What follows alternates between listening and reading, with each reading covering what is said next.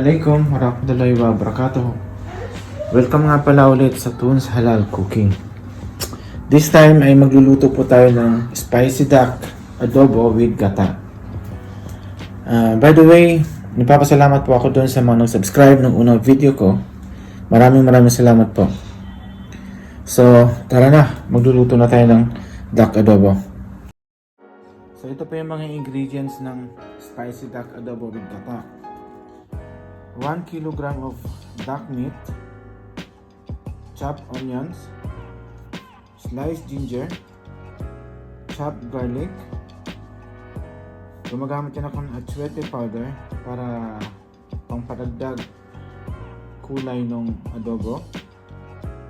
Bay leaves, ground pepper, soy sauce, vinegar, salt,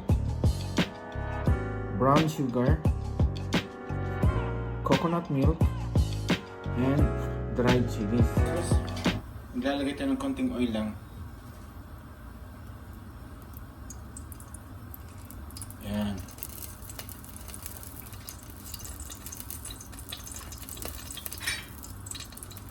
Then, sinusunod ka na yung achuete powder para ma-absorb yung kulay.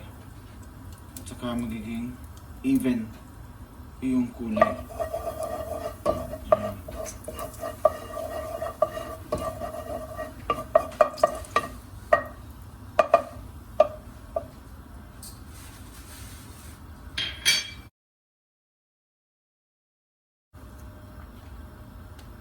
Then, onion.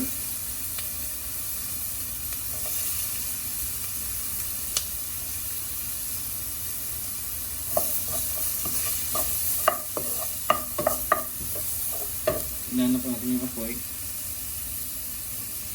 Para masunog natin.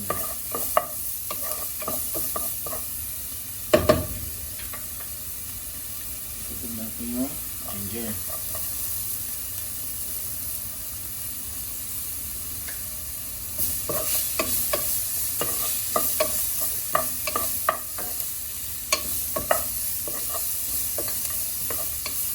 Kunting oil lang nilalagay ko kasi yung duck natin is mataba, so magpuproduce ng oil yun. Then yung garlic.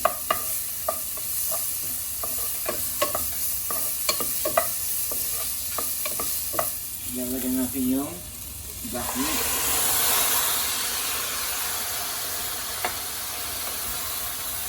Ayan.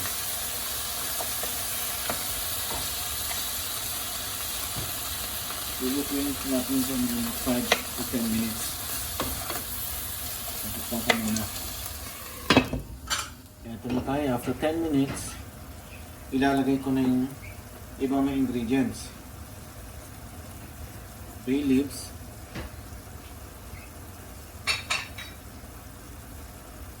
yung paminta, the ground pepper,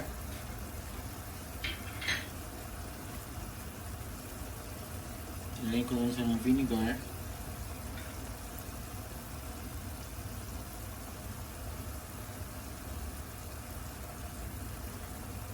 konting toyo,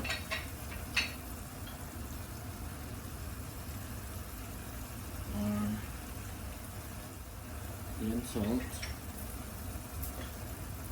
Estimate nyo na yung salt. Then, ang ginagamit ko pong matamis is yung brown sugar. Then yung chili flakes.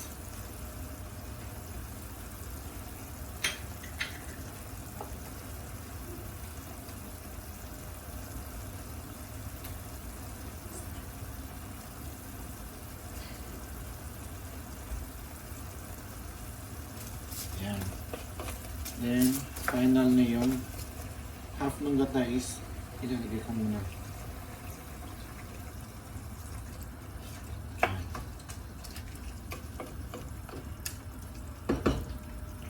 Yan, ituloy-tuloy lang natin yung pagluto. Then, sasarado ko muna for another 10 to 15 minutes ulit.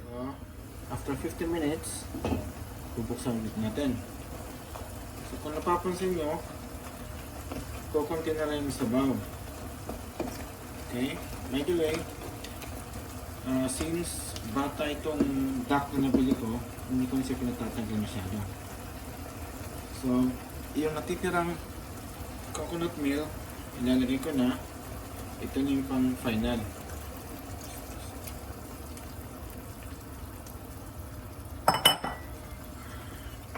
After that, isa-serve na natin.